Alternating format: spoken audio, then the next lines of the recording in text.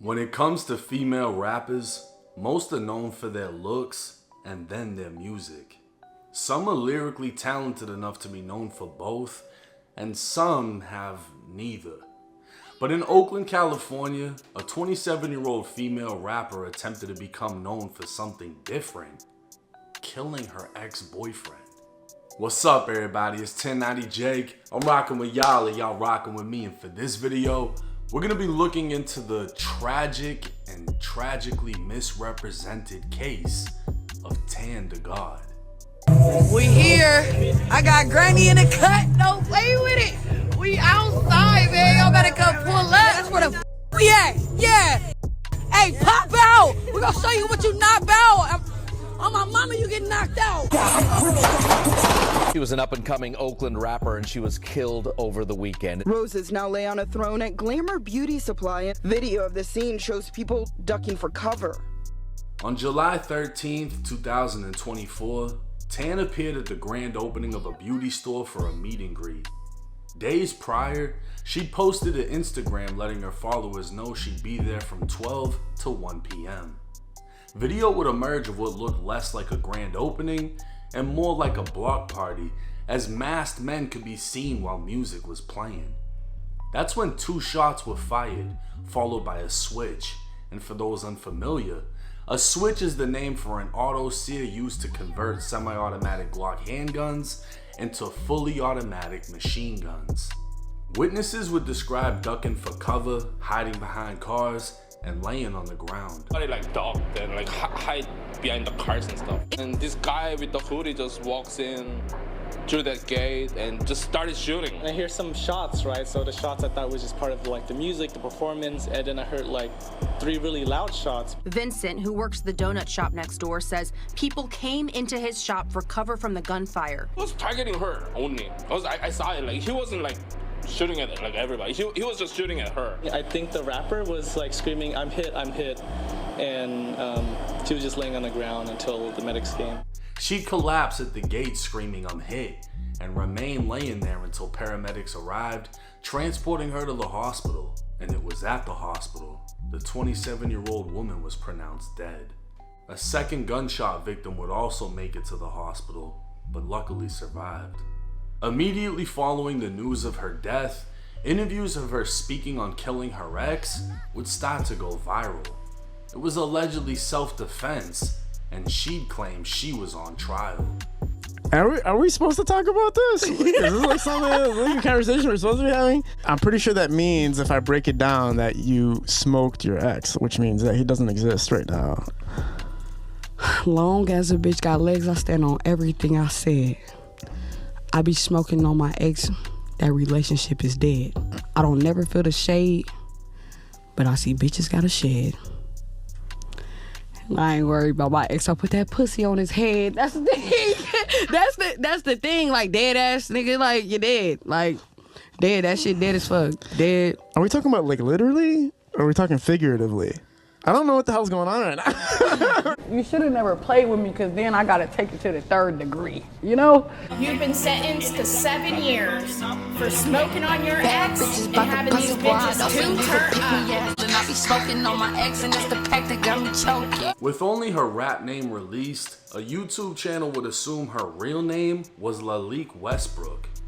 In 2019, Lalik was physically attacked by her boyfriend Taiwan Moore while sitting in a parked car. The fight stopped, but he continued to verbally attack her, so she grabbed his gun, which was located in the center console, and shot him multiple times. This was one of the only shootings made public by the news that somewhat aligned with TanDaGod's story, and many assumed it was her, but it was not. TanDaGod, whose real name was Aliana Green, was a rapper who thought deeper than rap. Killing her ex metaphorically meant to represent letting your ex relationships be dead to you. But in today's day and age, her message was taken literal, and she fed into it for the clout. She'd never killed anyone, she was never on trial, but she did go out with a bang. Multiple arrests were made relating to her death, and prosecutors would highlight the irony in the fact that she actually died while protecting her boyfriend.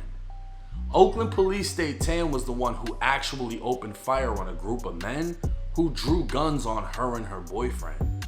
Tan would draw her own weapon, firing twice, before being blown down with a switch. Tan's boyfriend was filming for her that day and refused to hand over any footage to the police after the fact, so investigators used surveillance from a nearby smoke shop. Police determined there were 5 shooters, 1 being Tan, 2 being Dominic Gates and Richard Romano, who have both been charged with her murder, and 2 others who remain unidentified. Gates could be seen on video enjoying the party, pulling his mask down at one point to enjoy a drink. And at some point, Gates and Tan began to argue, and Romano could be seen pushing Tan's boyfriend.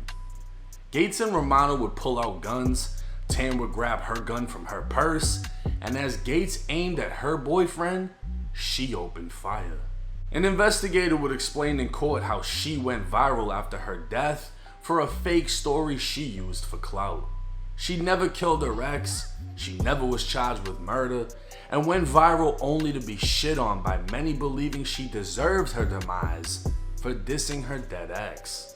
When in all actuality, she was a creative thinker, may have crossed the line, but died defending the life of her boyfriend and taking a bullet meant for him. One of her alleged killers, Dominic Gates, was a rapper known as BNC4 Nero.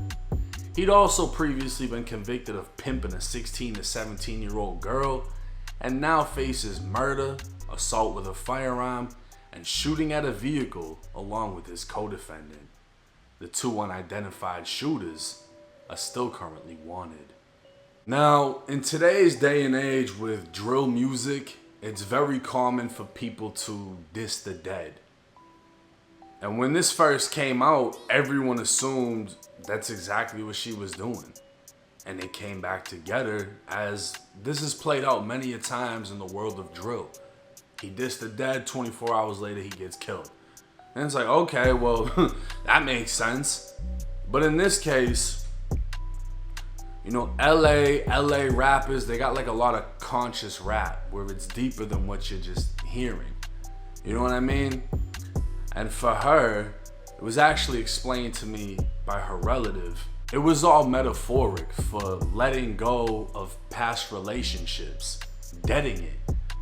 And yeah, she did an interview and she was dissing and she did the backwood thing and whatever. But it was all just a play on words. It wasn't literal. The thing is, clout and clout chasing is exactly what it is. But she did this back in 2023. None of this shit actually went viral until she died. And that's what sucks about this. Because no one really had the facts. It's not, you know, there's another YouTuber by the name of The Family. He covers criminal content. Shout out to him. It's not his fault that he assumed it was the other girl, because her criminal case aligned perfectly. She killed her boyfriend that was abusing her, etc., etc. The only things that didn't add up was the ages. But her name wasn't publicly released at that point. So no disrespect to that channel. There just weren't enough facts released, and because of that, when this hit the internet, everybody disrespected this woman, saying she deserved to die. When in all actuality, she was never dissing the dead. And she died pulling out a gun and firing to protect her boyfriend. I'm sure if you've been in bars, clubs, the streets, etc., if it's just you and your girl and there's a group of guys, they'll try you, or they'll try her in front of you because they feel stronger in numbers. He got pushed, they got guns. She reached into her purse, pulled out, and shot twice before she was hit with a switch. I don't know who the second person was that was shot. It might have been him, might have been a random person.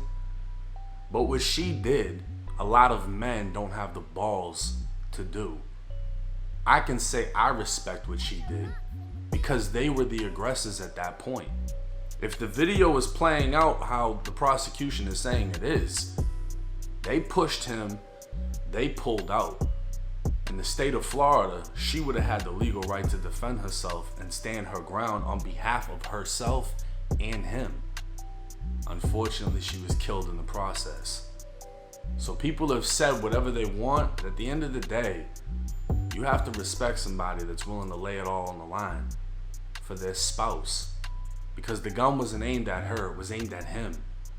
And she took the opportunity to open fire. But hey, I'm glad we could clear this up. And hopefully some of y'all are able to show TanDaGod the respect that she deserved for going out on her shield like an Oakland warrior. It's 1090 Jake. I'm rocking with y'all and y'all rocking with me. Till next time.